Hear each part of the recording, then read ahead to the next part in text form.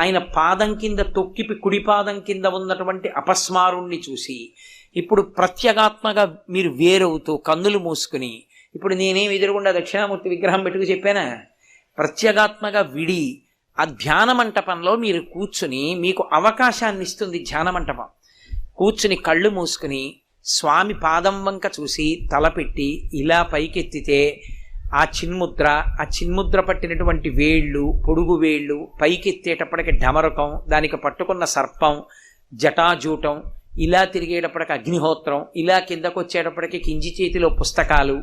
ఇలా వచ్చేటప్పటికి మళ్ళీ పాదం, ఆయన మోకాలు, యువతల వైపు అరికాలు కనపడుతున్నటువంటి పాదం, ఆయన ముఖమండలం, దీన్ని చేతిలో మానసికంగా నీరాజనం పట్టుకుని మీరు ఆ నీరాజనాన్ని తిప్పుతున్నప్పుడు ఆ వెలుతురులో స్పష్టంగా ఆపుతూ మీరు నీరాజనం తిప్పుతూ స్వామిని అంతటినీ చూసి ఒక్కసారి దక్షిణామూర్తి